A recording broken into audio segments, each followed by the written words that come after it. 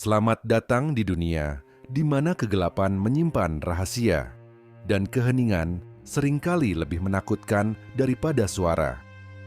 Di sini, kisah-kisah tak kasat mata akan membawa kita ke batas antara nyata dan yang tak terjelaskan. Malam ini, kami akan mengungkap cerita yang tak berani dibicarakan banyak orang. Sebuah kisah tentang arwah gentayangan, peristiwa aneh, dan misteri yang belum terpecahkan. Apakah kalian berani mendengar kisahnya? Siapkan nyali kalian, matikan lampu, dan pastikan kalian tidak sendirian. Karena mereka mungkin sedang mengawasi. Jangan lupa like, subscribe, dan aktifkan lonceng notifikasi agar tidak ketinggalan cerita menyeramkan berikutnya. Selamat menikmati malam penuh misteri. Wisma Melati, sebuah penginapan tua yang berdiri di pinggiran kota, pernah menjadi tempat yang ramai dikunjungi. Namun, dalam beberapa tahun terakhir, tempat itu kehilangan pesonanya. Wisma itu sekarang hanya dihuni oleh kesunyian, ditemani oleh cerita-cerita seram yang beredar di kalangan penduduk sekitar. Kamar nomor 13, khususnya, menjadi pusat dari semua kisah menyeramkan itu.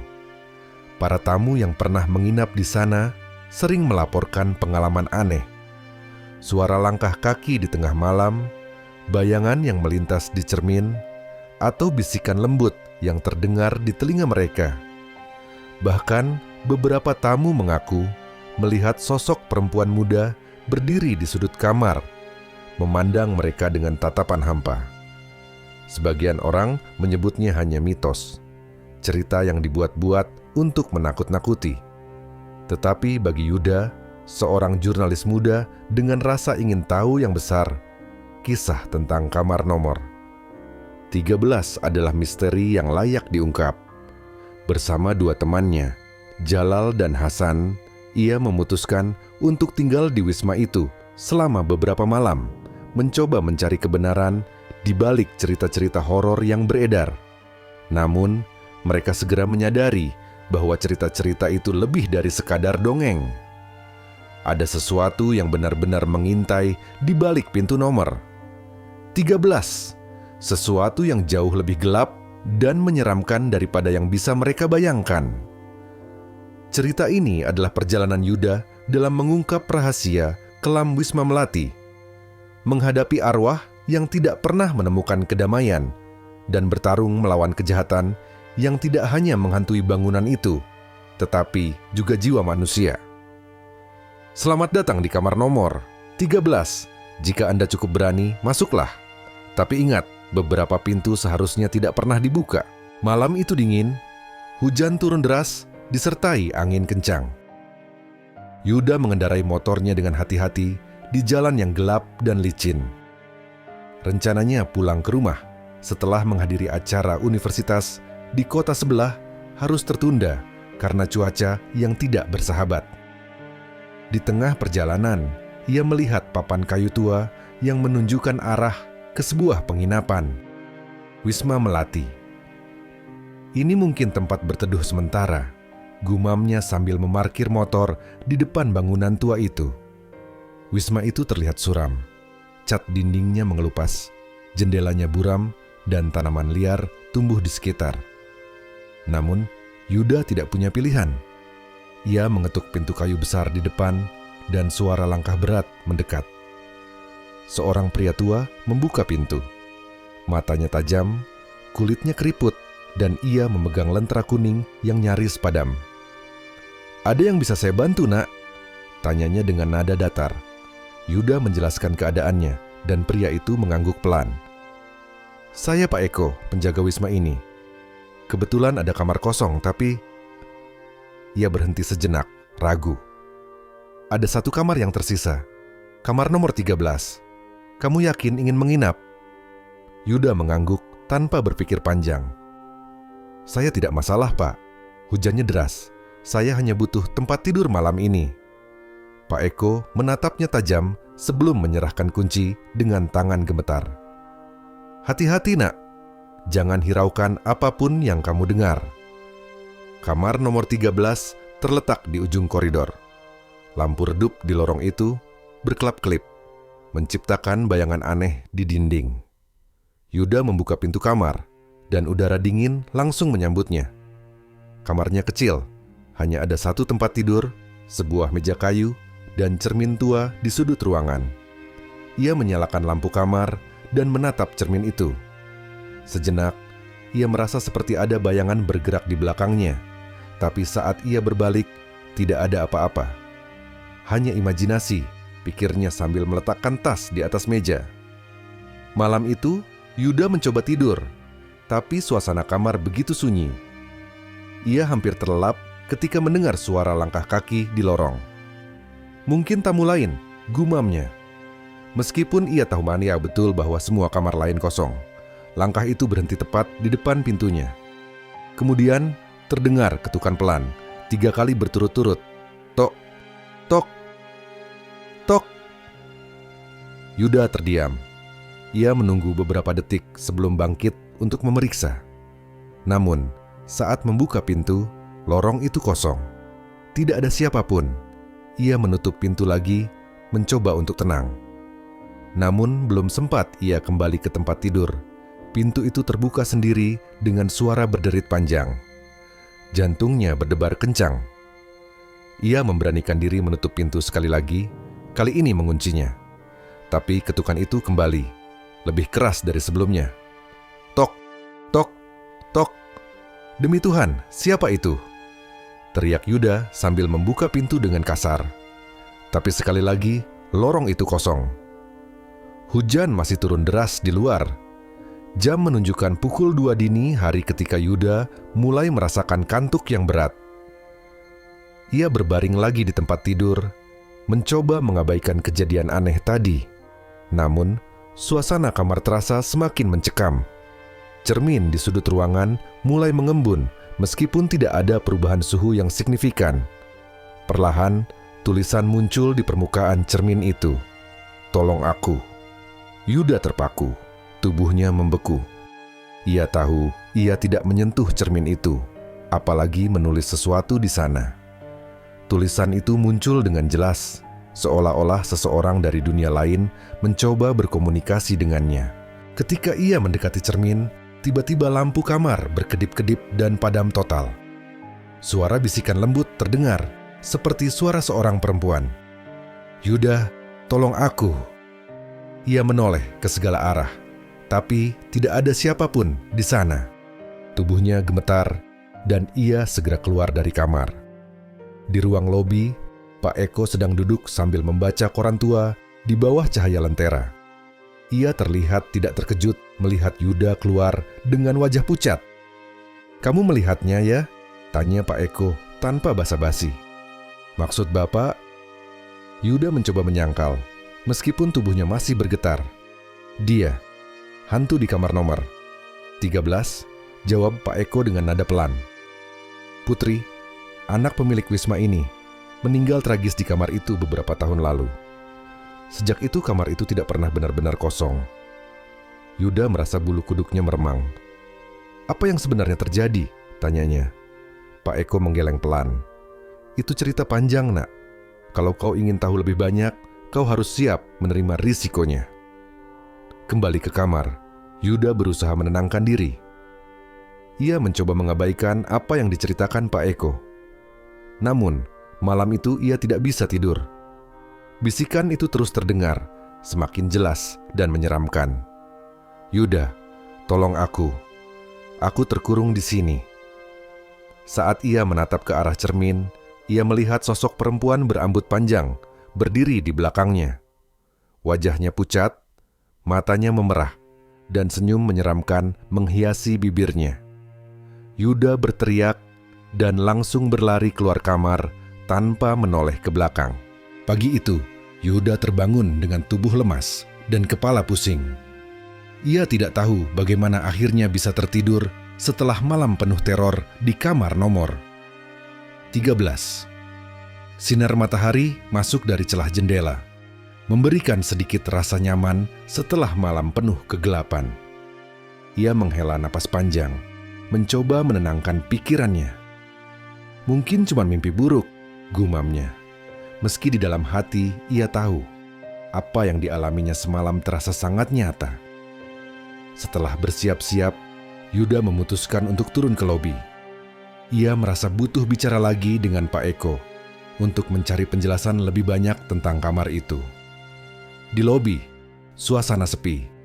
Pak Eko terlihat sibuk menyapu lantai yang sudah berdebu. Sementara seorang pria bertubuh tambun duduk di kursi dekat meja resepsionis. Wajah pria itu terlihat ramah, dan ia melambaikan tangan ke arah Yuda. "Selamat pagi, nama saya Hasan," katanya memperkenalkan diri. Yuda tersenyum tipis dan menjabat tangannya. "Saya Yuda. Kamu juga menginap di sini?" Hasan mengangguk. "Iya, sudah 2 malam di sini. Kamu kamar nomor berapa?" Saat Yuda menyebutkan kamar nomor 13, wajah Hasan langsung berubah. Senyumnya memudar, digantikan oleh ekspresi serius. "Kamar nomor, Petimunde. Kamu harus hati-hati, kawan. Kamar itu ada ceritanya." "Memang kenapa dengan kamar itu?" tanya Yuda, penasaran. Hasan menoleh ke arah Pak Eko, seolah meminta izin untuk berbicara. Pak Eko hanya mengangguk pelan sebelum berjalan keluar lobi tanpa berkata apa-apa. Hasan mengajak Yuda duduk di kursi rotan dekat jendela. Dengan suara rendah, ia mulai bercerita. Beberapa tahun lalu, kamar nomor 13 itu dihuni seorang perempuan bernama Putri. Dia anak pemilik wisma ini katanya. Tapi suatu malam, Putri ditemukan tewas gantung diri di dalam kamar itu. Semua orang mengira dia bunuh diri, tapi ada yang aneh. Yuda mendengarkan dengan seksama. "Aneh bagaimana?" Setelah kematian Putri, beberapa tamu yang menginap di kamar itu mulai melaporkan hal-hal ganjil. Ada yang mendengar tangisan, ada yang melihat bayangan perempuan di cermin. Bahkan beberapa orang mengaku pernah diseret dari tempat tidur mereka. Wisma ini jadi terkenal angker, dan kamar itu hampir tidak pernah dipakai lagi. Sampai kamu datang. Cerita itu membuat Yuda merinding. Ingatannya melayang ke tulisan di cermin dan sosok perempuan yang ia lihat tadi malam. Ia tahu apa yang dialami bukan sekadar halusinasi. "Kamu sendiri pernah merasakannya?" tanya Yuda. Hasan mengangguk pelan. "Dulu sekali, saya pernah nekat menginap di kamar itu karena penasaran. Malam itu saya melihat tulisan di cermin, 'Tolong aku.' Sama persis seperti yang kamu alami." Yuda tertegun. "Jadi menurutmu dia ingin kita membantu?" Hasan menghela napas panjang. "Mungkin, tapi membantu arwah yang terjebak itu tidak mudah. Selalu ada risiko." Malam itu, Yuda kembali ke kamar nomor 13 dengan perasaan bercampur aduk. Ia tidak tahu apakah harus merasa takut atau justru bersimpati kepada arwah Putri. Satu hal yang pasti, ia ingin mencari tahu lebih banyak tentang apa yang sebenarnya terjadi pada perempuan itu. Saat malam semakin larut, suasana kamar kembali mencekam. Lampu redup yang sejak tadi berkedip akhirnya padam sepenuhnya. Yuda meraih senter dari tasnya dan menyalakannya. Di cermin tua di sudut kamar, ia kembali melihat tulisan. Kali ini lebih jelas. "Aku tidak mati sendiri." Jantung Yuda berdegup kencang. "Apa maksudnya ini?" tanyanya dengan suara pelan. Namun, tidak ada jawaban. Sebaliknya bayangan di cermin mulai bergerak. Sosok perempuan berambut panjang muncul perlahan dengan wajah yang sama seperti yang ia lihat sebelumnya. Pucat, mata memerah, dan ekspresi penuh kesedihan. "Siapa yang melakukannya padamu?" Yuda memberanikan diri bertanya. Sosok itu menatapnya tanpa berkata apa-apa. Tapi, tiba-tiba, pintu kamar terbanting keras, membuat Yuda terlompat kaget. Ia menoleh ke arah pintu, lalu kembali menatap cermin, namun sosok itu sudah menghilang. Keesokan paginya, Yuda merasa tubuhnya semakin lelah. Gangguan yang ia alami semalam benar-benar menguras tenaganya. Namun, ia tidak ingin menyerah. Ia memutuskan untuk bicara lagi dengan Pak Eko. Pak Eko sedang duduk di teras, menikmati secangkir kopi hangat. Ketika Yuda mendekat, pria tua itu hanya tersenyum tipis. "Kamu sudah mulai mengerti ya?" Yuda mengangguk. "Saya ingin tahu lebih banyak, Pak. Apa yang sebenarnya terjadi pada Putri?" Pak Eko menghela napas panjang sebelum menjawab. "Putri itu anak yang baik, tapi hidupnya penuh tekanan. Ibunya meninggal ketika dia kecil, dan ayahnya yang memiliki wisma ini tidak terlalu peduli padanya. Lalu ada seorang pria.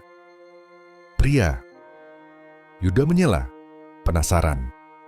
Pak Eko mengangguk. "Pria itu sering datang ke wisma ini, mengaku sebagai teman ayahnya. Tapi dari cara dia memperlakukan Putri, aku tahu dia bukan orang baik. Ada desas-desus kalau Putri dipaksa melakukan sesuatu yang dia tidak mau. Dan beberapa hari sebelum dia meninggal, Putri terlihat sangat ketakutan." Yuda mulai menyadari bahwa kematian Putri mungkin bukan bunuh diri, seperti yang selama ini dipercaya. "Pak, kalau begitu, ada kemungkinan Putri dibunuh?" Pak Eko menatap Yuda tajam. "Mungkin saja, tapi aku tidak punya bukti. Semua orang memilih diam, termasuk aku. Dan aku menyesal sampai sekarang." Malam itu, Yuda memutuskan untuk mencoba berkomunikasi langsung dengan arwah Putri. Ia menyiapkan lilin dan membacakan doa yang diajarkan oleh Hasan. Meskipun ia merasa gugup, ada dorongan kuat dalam dirinya untuk membantu arwah itu menemukan kedamaian. Begitu lilin dinyalakan, suasana kamar berubah. Udara terasa lebih dingin, dan suara bisikan mulai terdengar lagi. "Yuda, tolong aku." "Apa yang sebenarnya terjadi padamu, Putri?" Yuda bertanya dengan suara lantang. Sebuah bayangan muncul di cermin, kali ini lebih jelas dari sebelumnya. Putri terlihat menangis, menunjuk ke sudut kamar, lalu menghilang. Yuda segera memeriksa sudut itu dan menemukan papan lantai yang sedikit longgar. Dengan susah payah, ia membukanya dan menemukan sebuah kotak kecil yang penuh debu. Di dalamnya ada sebuah buku harian tua. Saat Yuda membuka halaman pertama, ia membaca tulisan tangan yang gemetar. "Jika kamu menemukan ini, tolong ungkapkan kebenaran." Malam mulai turun dan suasana di Wisma Melati kembali tenggelam dalam kesunyian. Setelah menemukan buku harian Putri di kamar nomor 13, Yuda merasa seperti berada di ambang penemuan kebenaran.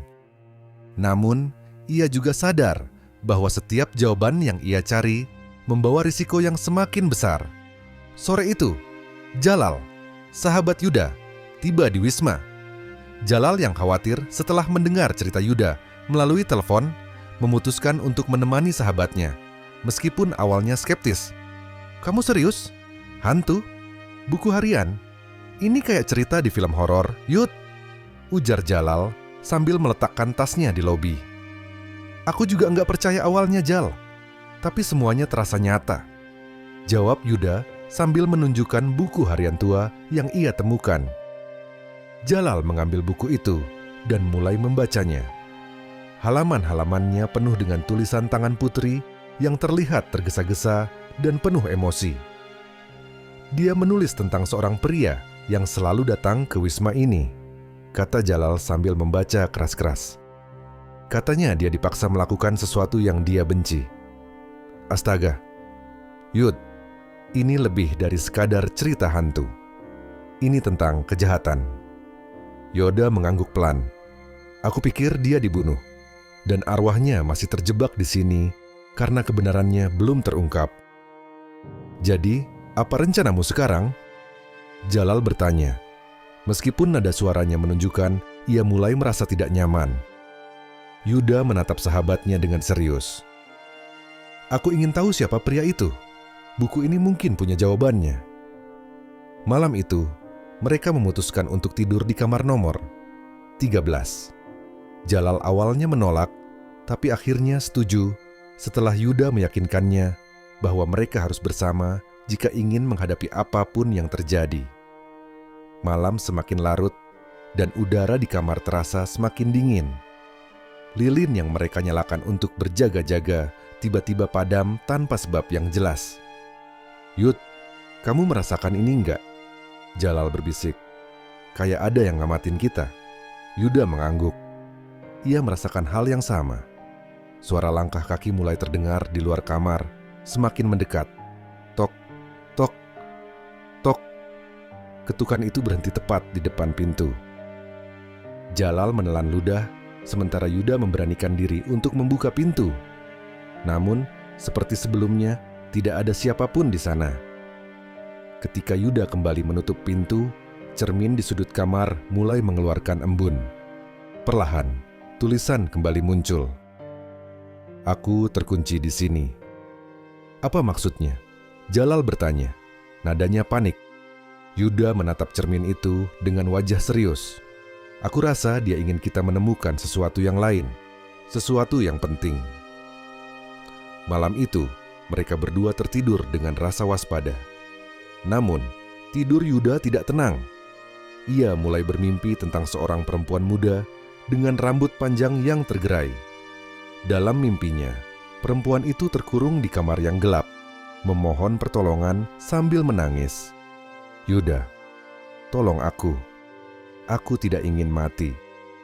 Perempuan itu mencoba meraih Yuda, tapi bayangannya tiba-tiba menghilang.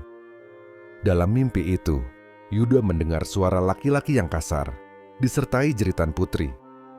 Saat ia terbangun dengan napas memburu, Jalal juga terlihat gelisah. "Aku mimpi buruk, Yud. Ada perempuan menangis, dan suara laki-laki." Yuda terkejut. "Kamu juga mimpi itu?" Mereka saling bertukar pandang. Mimpi mereka tidak mungkin kebetulan.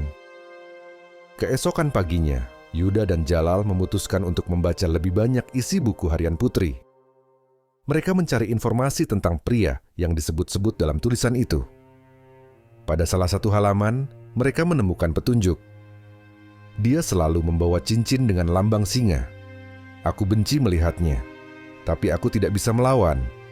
Aku berharap seseorang bisa menghentikannya." Jalal mengerutkan kening. "Lambang singa? Mungkin itu petunjuk tentang siapa dia." "Pak Eko pasti tahu," jawab Yuda cepat. Mereka segera menemui Pak Eko yang sedang menyapu halaman depan Wisma. Ketika Yuda menyebutkan tentang cincin dengan lambang singa, wajah Pak Eko tiba-tiba berubah pucat. Itu milik Hasan," kata Pak Eko dengan suara gemetar. "Hasan? Hasan yang kemarin aku temui?" Yuda tidak percaya. Pak Eko mengangguk pelan. "Dia teman dekat ayah Putri. Dia sering datang ke sini waktu itu. Aku tahu ada yang tidak beres, tapi aku tidak bisa berbuat apa-apa. Hasan punya pengaruh besar." Malam itu, Yuda dan Jalal memutuskan untuk berbicara dengan Hasan yang ternyata masih menginap di Wisma. Mereka menemuinya di kamar yang ia tempati, dan Hasan menyambut mereka dengan senyuman. "Ada apa, kawan?" Hasan bertanya santai, seolah tidak tahu apa-apa. "Kami ingin tahu lebih banyak tentang Putri," kata Yuda langsung. "Dan hubunganmu dengannya." Hasan tertawa kecil, tapi nada suaranya berubah dingin. "Kenapa tiba-tiba tertarik? Putri sudah mati bertahun-tahun yang lalu. Itu hanya kecelakaan." "Kecelakaan?" Buku harian Putri mengatakan hal yang berbeda. Yuda menatap Hasan tajam. Wajah Hasan berubah gelap. "Kamu baca buku harian itu? Kamu tidak tahu apa yang kamu hadapi, anak muda." Jalal yang sedari tadi diam mulai merasa ada sesuatu yang salah.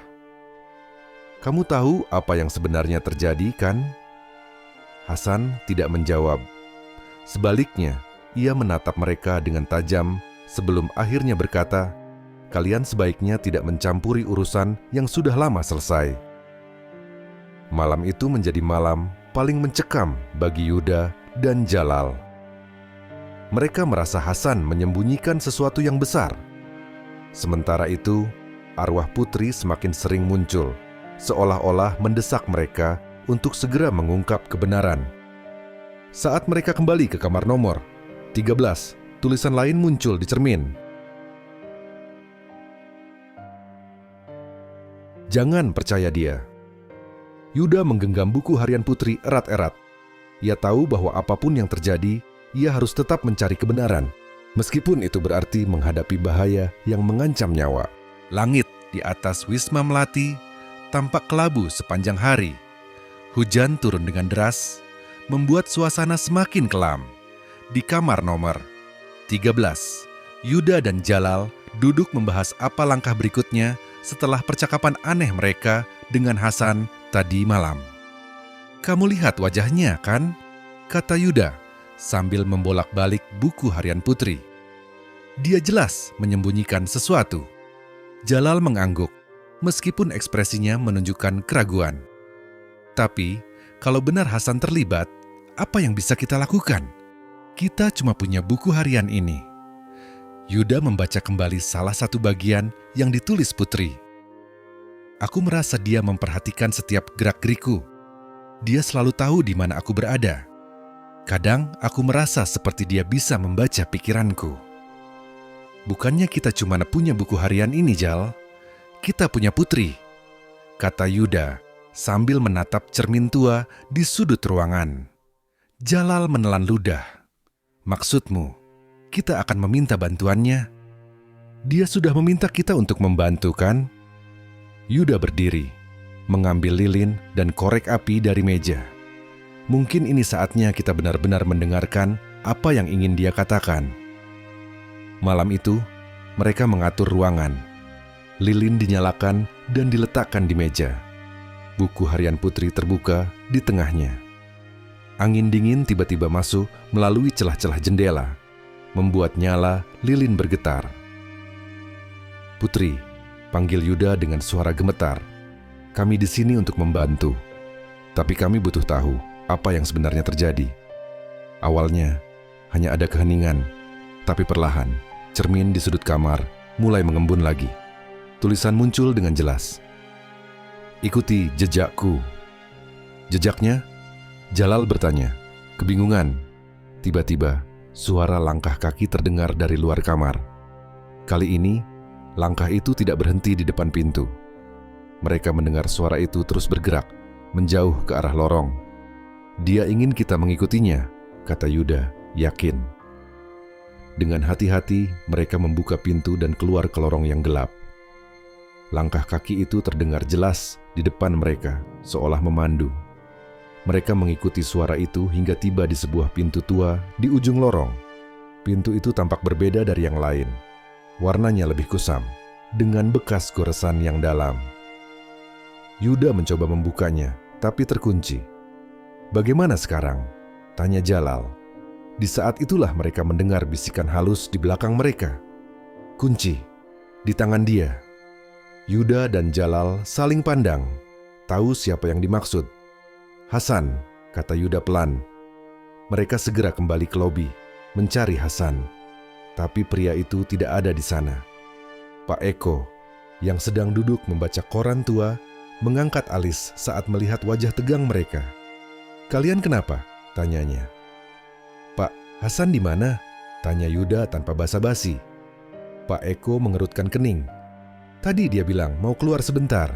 Kenapa kalian mencarinya?" Yuda menceritakan tentang pintu di ujung lorong dan petunjuk dari Putri. Wajah Pak Eko langsung berubah pucat. "Pintu itu ruangan penyimpanan tua. Tidak ada yang pernah masuk ke sana lagi setelah kejadian Putri," katanya dengan suara gemetar. "Pak, kami butuh kunci untuk membukanya," desak Yuda. Pak Eko menggeleng pelan. "Saya tidak punya kuncinya, tapi Hasan. Dia mungkin tahu sesuatu. Dia lebih terlibat dari yang kalian kira." Malam semakin larut, dan Hasan akhirnya kembali ke Wisma. Yuda dan Jalal langsung menghampirinya di lobi. "Kamu harus memberikan kuncinya," kata Yuda tegas. Hasan menatap mereka dengan pandangan bingung. "Kunci apa?" "Kunci untuk pintu di ujung lorong," tambah Jalal. Wajah Hasan seketika berubah gelap. "Kalian tidak tahu apa yang kalian bicarakan. Ada alasan kenapa pintu itu selalu terkunci." "Justru karena itu kami ingin membukanya," kata Yuda. "Kami ingin tahu apa yang terjadi pada Putri." Hasan mendekati mereka, wajahnya penuh amarah. "Jangan pernah menyebut nama itu lagi.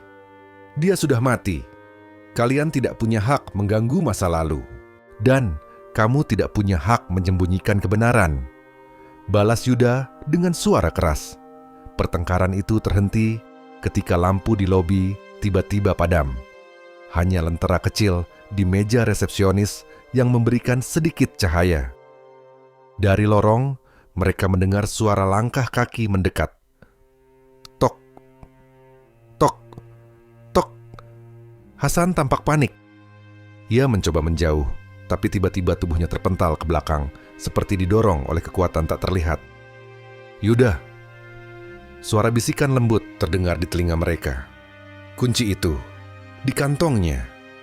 Tanpa ragu, Yuda merogoh saku jaket Hasan yang tergeletak di lantai. Ia menemukan sebuah kunci kecil dengan ukiran tua. Mereka segera kembali ke pintu di ujung lorong. Dengan tangan gemetar, Yuda memasukkan kunci itu dan memutarnya. Pintu itu terbuka perlahan, mengeluarkan suara berderit panjang yang membuat bulu kuduk mereka meremang. Ruangan di balik pintu itu gelap dan berbau apek. Dengan senter kecil, mereka mulai menyusuri ruangan itu. Di dalamnya, mereka menemukan barang-barang tua yang ditutupi debu, termasuk sebuah peti kayu besar di sudut. "Apa ini?" Jalal bertanya sambil menunjuk peti itu. Yuda membuka peti itu dengan hati-hati. Di dalamnya, mereka menemukan pakaian, perhiasan, dan foto-foto putri. Tapi yang paling mencolok adalah selembar surat yang tampak kusut. Yuda membaca surat itu keras-keras. "Jika sesuatu terjadi padaku, tolong sampaikan ini ke polisi. Hasan adalah pelakunya. Dia yang membuat hidupku seperti neraka. Aku tidak sanggup lagi." Surat itu berhenti di situ, dengan tulisan yang terputus, seolah-olah putri tidak sempat menyelesaikannya. Jalal terdiam. Ini bukti yang kita cari. Hasan benar-benar terlibat. Saat mereka keluar dari ruangan itu, Hasan sudah menunggu di lorong. Wajahnya penuh kemarahan. "Kalian tidak tahu apa yang kalian lakukan," katanya dengan suara bergetar. "Kami tahu persis," balas Yuda sambil menunjukkan surat itu. "Putri meninggalkan ini. Dia ingin kebenarannya terungkap." Hasan tertawa kecil, tapi suaranya penuh kebencian. "Dan apa yang akan kalian lakukan? Tidak ada yang akan percaya. Semua orang sudah melupakan dia." Tiba-tiba, suara tangisan terdengar di belakang Hasan. Ia menoleh, dan di sana berdiri sosok putri. Matanya memerah dengan ekspresi marah. "Kamu salah," bisik putri. "Aku belum dilupakan." Hasan berteriak ketakutan, tapi sebelum ia sempat melarikan diri, tubuhnya terpental lagi ke belakang, seolah-olah ada kekuatan tak terlihat yang menyeretnya. Ia mencoba meronta, tapi sia-sia. Yuda dan Jalal hanya bisa menyaksikan dengan ngeri saat Hasan diseret ke dalam kegelapan, meninggalkan suara jeritan panjang yang akhirnya menghilang. Langit Wisma Melati tetap suram keesokan paginya. Hujan gerimis membasahi atap dan halaman depan, menciptakan irama monoton yang semakin mempertegas suasana muram di dalam wisma. Yuda dan Jalal duduk di ruang makan, masih memproses kejadian mengerikan malam sebelumnya. Hasan telah lenyap dalam sekejap, diseret oleh kekuatan yang tidak bisa mereka jelaskan. "Menurutmu, dia masih hidup?" Jalal akhirnya membuka percakapan. Yuda menggeleng pelan. "Aku nggak tahu, Jal. Tapi jelas, Putri ingin kita tahu apa yang sebenarnya terjadi. Dan dia mungkin nggak akan berhenti sampai keadilan ditegakkan." Di meja sebelah, Pak Eko duduk dengan raut wajah penuh ketakutan. Ia telah mendengar sebagian besar cerita dari mereka, meskipun masih sulit mempercayainya. "Pak Eko," Yuda memanggil, menarik perhatian pria tua itu. "Apa yang sebenarnya terjadi di sini? Kenapa Hasan bisa punya pengaruh sebesar itu?" Pak Eko menarik napas dalam-dalam sebelum akhirnya menjawab. "Hasan adalah salah satu orang yang membantu ayah Putri membangun wisma ini. dia dulu seperti keluarga bagi mereka. Tapi setelah ayah Putri meninggal, Hasan mulai menunjukkan sifat aslinya. Apa dia? Jalal ragu melanjutkan pertanyaannya. Tapi Yuda menyelesaikan. Apa dia menyakiti Putri? Pak Eko menunduk. Saya nggak pernah lihat langsung, tapi saya sering dengar mereka bertengkar. Hasan selalu kasar, terutama setelah Putri menolak menikah dengannya. Kata-kata itu membuat Yuda dan Jalal saling pandang. Semua mulai masuk akal. Kalau begitu, kita harus melaporkan ini ke polisi, kata Jalal yakin. Yuda mengangguk. Tapi kita butuh bukti lebih kuat. Surat itu bisa membantu, tapi mungkin ada sesuatu yang lebih.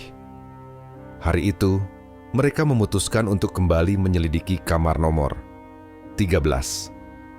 Mereka merasa kamar itu masih menyimpan rahasia lain yang belum terungkap. Saat mereka memasuki kamar, udara di dalamnya terasa lebih dingin dari biasanya. Yuda memperhatikan cermin di sudut ruangan. Kali ini, tulisan muncul tanpa mereka memanggil Putri. Karung di bawah lantai. Lantai, Jalal mengulang dengan bingung.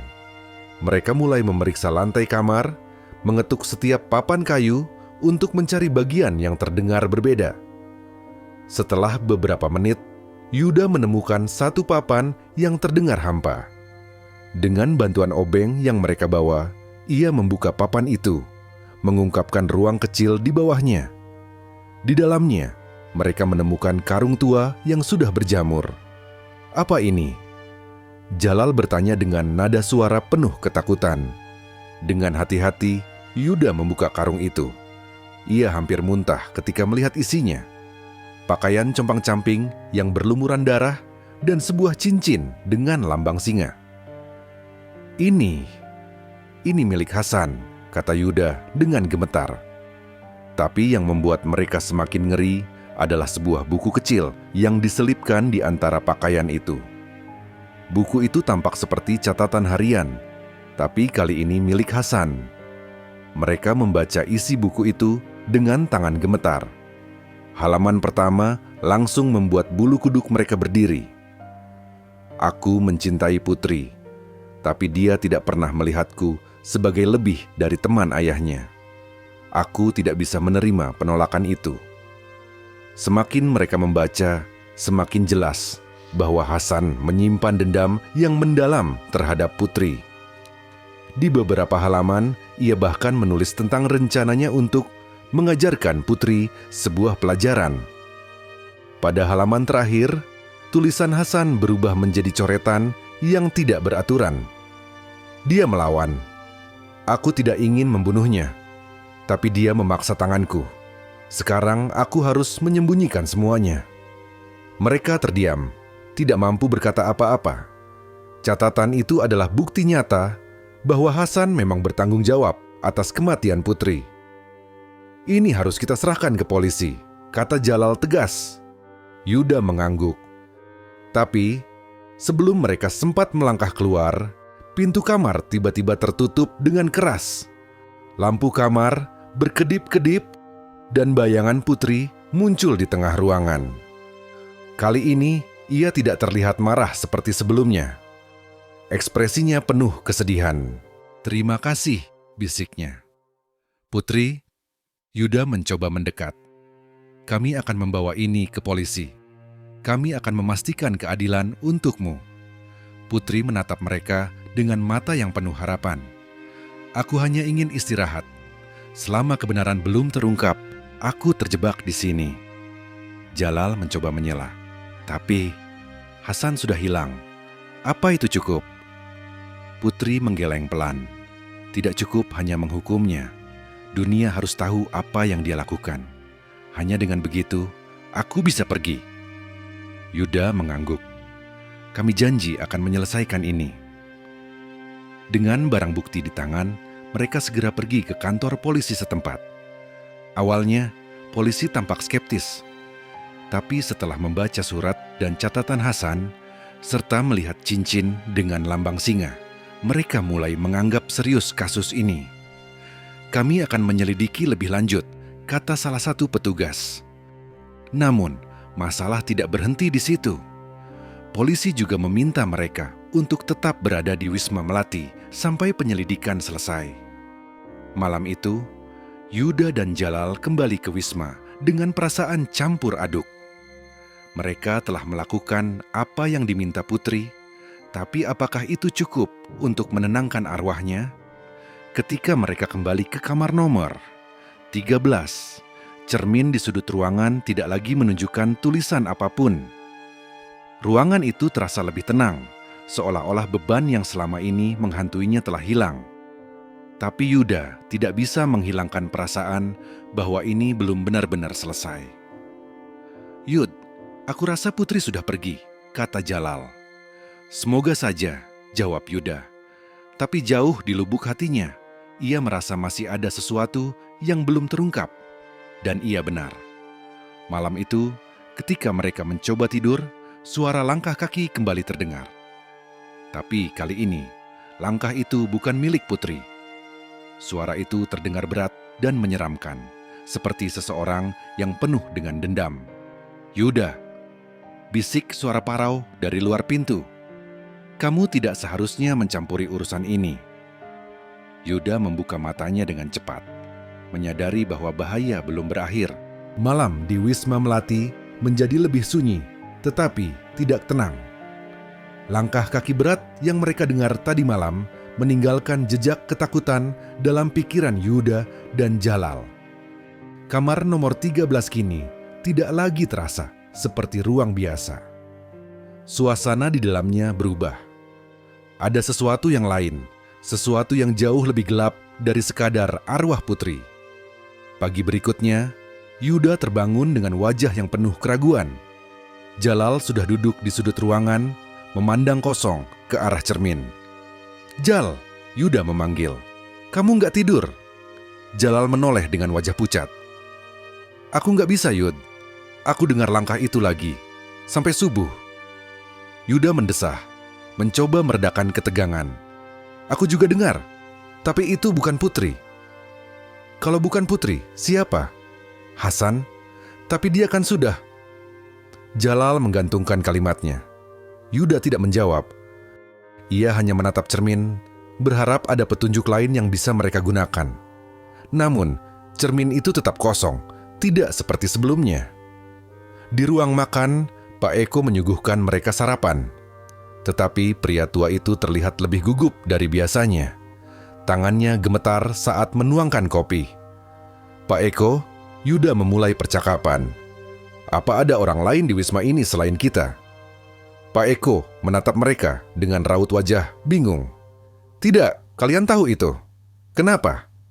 "Kami dengar suara langkah kaki tadi malam," kata Jalal dengan suara pelan. Wajah Pak Eko berubah pucat. "Langkah kaki lagi? Jadi Anda juga pernah dengar?" tanya Yuda tajam. Pak Eko mengangguk pelan. "Ya, langkah itu sudah ada sejak lama, tapi biasanya hanya muncul setelah sesuatu terjadi." "Setelah sesuatu terjadi?" Jalal mengulang, bingung. Pak Eko menunduk, ragu untuk melanjutkan. "Langkah itu biasanya muncul saat ada yang mencoba mengungkap masa lalu Wisma ini. Aku kira kalian sudah selesai setelah menemukan surat dan catatan itu. Tapi sepertinya tidak." Yuda dan Jalal saling pandang. Apa yang mereka temukan rupanya baru sebagian kecil dari keseluruhan cerita. Malam berikutnya, mereka memutuskan untuk berjaga di kamar nomor 13. Mereka yakin langkah kaki itu adalah petunjuk lain yang harus mereka ikuti, meskipun tidak tahu kemana itu akan membawa mereka. Jam menunjukkan pukul 11 malam ketika suara langkah itu kembali terdengar. Kali ini, suaranya lebih keras, seperti seseorang yang sedang marah. Tok, tok, tok. Yuda dan Jalal berdiri dari tempat duduk mereka. Langkah itu berhenti di depan pintu kamar mereka, lalu berlanjut menuju lorong. "Ikuti," kata Yuda dengan suara tegas. Dengan senter di tangan, mereka membuka pintu dan melangkah keluar. Langkah itu terus terdengar, membawa mereka ke tangga menuju ruang bawah tanah yang selama ini terkunci. Pintu bawah tanah, gumam Jalal. Mereka mencoba membuka pintu itu, tetapi terkunci. Kita perlu kunci lagi, kata Jalal, frustrasi. Namun, seolah mendengar keluhan mereka, angin dingin bertiup kencang, dan pintu itu tiba-tiba terbuka sendiri, mengeluarkan suara berderit yang membuat bulu kuduk mereka berdiri. Di dalam ruang bawah tanah, udara terasa lembab dan dingin. Ruangan itu dipenuhi rak kayu tua yang penuh dengan barang-barang berdebu. Tapi, yang paling mencolok adalah sebuah meja besar di tengah ruangan, dengan noda merah gelap yang sudah memudar. Itu darah? Jalal bertanya dengan suara gemetar. Yuda mendekati meja itu, memperhatikan lebih dekat. Kelihatannya begitu, tapi ini sudah lama sekali. Di salah satu sudut ruangan, mereka menemukan sebuah peti kecil yang terkunci. Yuda mencoba membukanya, tetapi gagal. Kita butuh sesuatu untuk membukanya, kata Yuda sambil memandang sekeliling.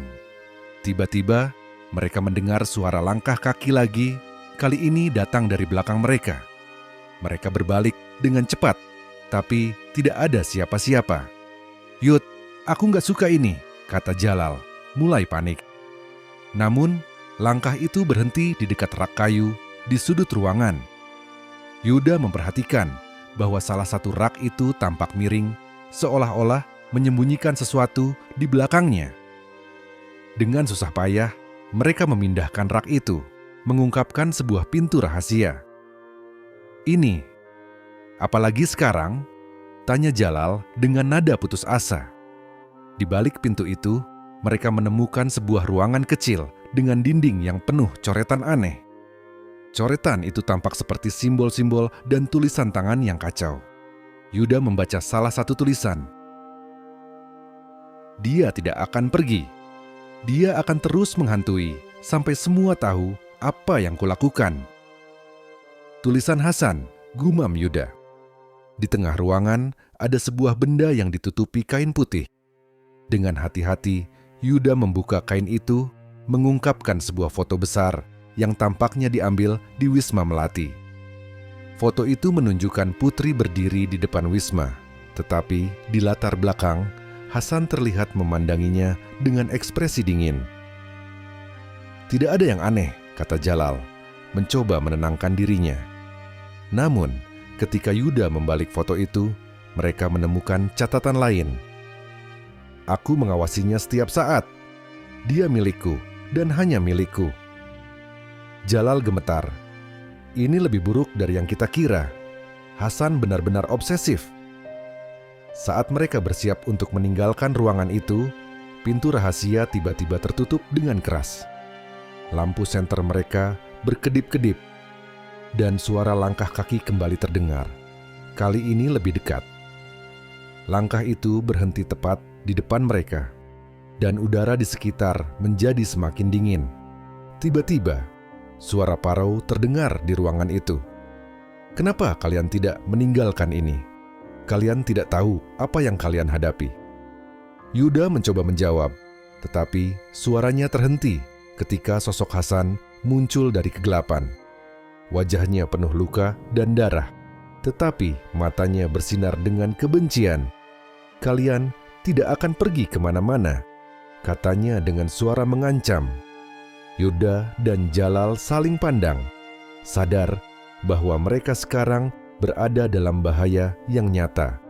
Kegelapan menelan ruangan kecil di ruang bawah tanah Wisma Melati. Yuda dan Jalal berdiri kaku, terperangkap oleh kehadiran Hasan. Sosoknya tidak sepenuhnya manusia, tetapi juga tidak sepenuhnya roh.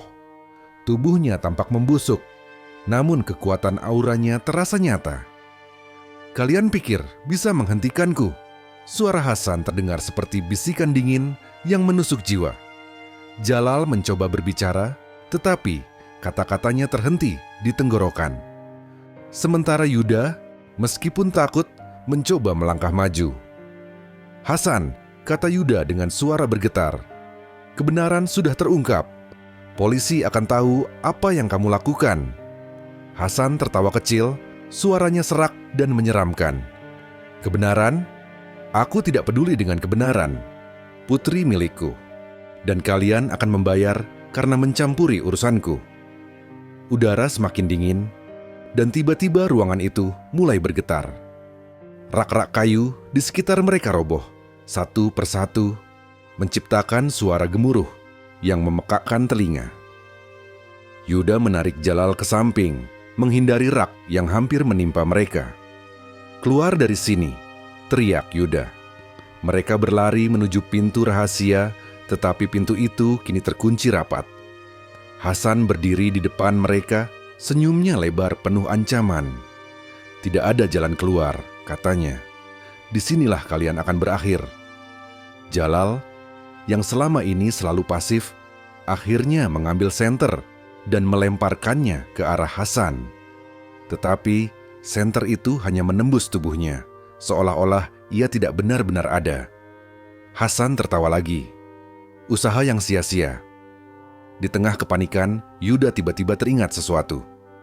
"Jal, catatan Hasan!" Jalal mengerutkan kening. "Apa maksudmu?" Yuda merogoh tasnya, mengeluarkan catatan yang mereka temukan sebelumnya. Catatan ini adalah bukti. Jika kita membacakan ini, mungkin arwahnya akan kehilangan kekuatannya. Dengan tangan gemetar, Yuda mulai membacakan salah satu halaman dari catatan itu. "Aku tidak bisa memaafkan diriku sendiri atas apa yang kulakukan pada Putri. Tapi dia milikku, dan hanya milikku." Saat Yuda membaca, Hasan berhenti bergerak. Wajahnya berubah, seolah-olah sedang merasakan rasa sakit yang luar biasa. "Tidak!" teriak Hasan. "Berhenti!" Namun, Yuda terus membaca. Suaranya semakin lantang. "Aku berbohong kepada semua orang.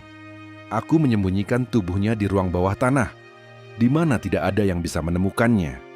Tapi arwahnya terus menghantuiku. Aku tidak bisa lari." Hasan berteriak dengan suara yang membuat ruangan itu bergema. Tubuhnya mulai bergetar, dan bayangannya semakin memudar. "Yuda, teruskan!" seru Jalal, yang kini mulai merasa sedikit keberanian. Yuda membalik halaman berikutnya dan melanjutkan, "Putri, aku tahu aku telah salah. Aku tahu aku tidak bisa memaafkan diriku. Tapi tolong, lepaskan aku." Tiba-tiba, suara lain terdengar. Suara lembut dan penuh kesedihan. "Hasan!" Yuda dan Jalal menoleh. Dan di sana, di sudut ruangan, muncul sosok Putri. Wajahnya terlihat damai, meskipun ada kesedihan mendalam di matanya. "Putri, jangan!" Hasan memohon. "Jangan pergi!" Putri mendekatinya, dan dengan suara lembut berkata, "Hasan, kamu sudah mengambil segalanya dariku. Tapi aku tidak akan membiarkan kamu mengambil lebih banyak nyawa. Sudah waktunya kamu pergi."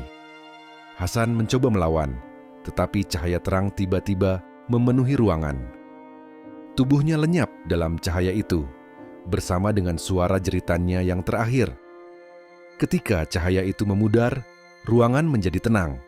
Sosok Putri berdiri di depan Yuda dan Jalal, tersenyum dengan lembut. "Terima kasih," katanya. "Kalian telah memberiku kedamaian." Yuda mencoba berbicara, tetapi suara Putri memotongnya. "Aku harus pergi sekarang. Jangan takut. Semuanya akan baik-baik saja." Dan dengan itu, Putri perlahan menghilang, meninggalkan ruangan itu dengan keheningan yang aneh namun menenangkan. Keesokan harinya, polisi datang ke Wisma Melati setelah menerima laporan lengkap dari Yuda dan Jalal. Dengan bantuan petunjuk dari catatan Hasan, mereka menemukan sisa-sisa tubuh Putri yang terkubur di ruang bawah tanah. Kasus itu segera menjadi berita besar dan Wisma Melati ditutup untuk penyelidikan lebih lanjut. Yuda dan Jalal meninggalkan tempat itu dengan perasaan lega, meskipun bayangan malam-malam mencekam di kamar nomor 13 akan tetap menghantui mereka selamanya. "Yud," kata Jalal ketika mereka berada di perjalanan pulang, "kamu pikir kita akan melihat mereka lagi?" Yuda hanya tersenyum tipis. "Aku harap tidak. Tapi kalaupun iya, aku yakin kita bisa menghadapinya." Dan dengan itu, mereka melanjutkan perjalanan mereka, meninggalkan Wisma Melati dan semua misterinya di belakang mereka. Beberapa minggu setelah kejadian di Wisma Melati, Yuda dan Jalal kembali ke rutinitas mereka. Namun, pengalaman mereka di kamar nomor 13 meninggalkan bekas yang tidak akan pernah hilang. Berita tentang kasus Putri tersebar luas.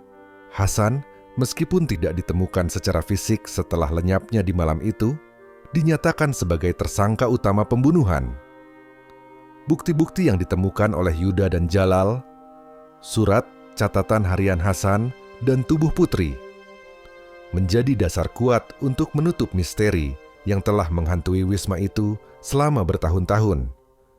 Polisi akhirnya memutuskan untuk menutup Wisma Melati secara permanen. Tempat itu akan dibiarkan kosong sebagai pengingat akan kegelapan yang pernah terjadi di dalamnya. Di suatu sore yang tenang, Yuda duduk di teras rumahnya, memandang langit yang mulai memerah. Jalal datang membawa 2 cangkir kopi dan duduk di sebelahnya. "Kamu masih sering memikirkan itu, kan?" tanya Jalal sambil menyerahkan cangkir. Yuda mengangguk pelan. "Sulit untuk melupakannya, tapi aku merasa lega. Putri akhirnya mendapatkan keadilan. Dia bisa beristirahat dengan damai." Jalal mengangguk, memandang jauh ke depan. "Aku juga, tapi aku gak akan pernah lupa tatapan Hasan malam itu. Dia bukan cuma manusia. Ada sesuatu yang jauh lebih gelap di dalam dirinya." Yuda diam sejenak sebelum menjawab. Mungkin itu yang terjadi saat seseorang dikuasai oleh obsesi dan kebencian. Mereka kehilangan kemanusiaan. Malam itu, saat Yuda bersiap untuk tidur, ia merasa ada sesuatu yang berbeda. Udara di kamarnya terasa sejuk, tetapi tidak menyeramkan. Di atas meja kerjanya, sebuah foto yang sebelumnya tidak ada kini tergeletak. Foto itu adalah gambar Putri, tersenyum lembut dengan latar belakang taman Wisma Melati. Di belakangnya, tidak ada lagi bayangan Hasan. Di bawah foto itu, ada tulisan kecil yang tampak seperti coretan tangan. "Terima kasih." Yuda tersenyum tipis, merasakan damai yang sulit dijelaskan. Ia menyadari bahwa ini adalah salam perpisahan terakhir dari Putri, tanda bahwa ia benar-benar telah pergi untuk selamanya. Dengan perasaan lega, Yuda mematikan lampu dan membiarkan dirinya terlelap, mengetahui bahwa ia telah melakukan yang benar.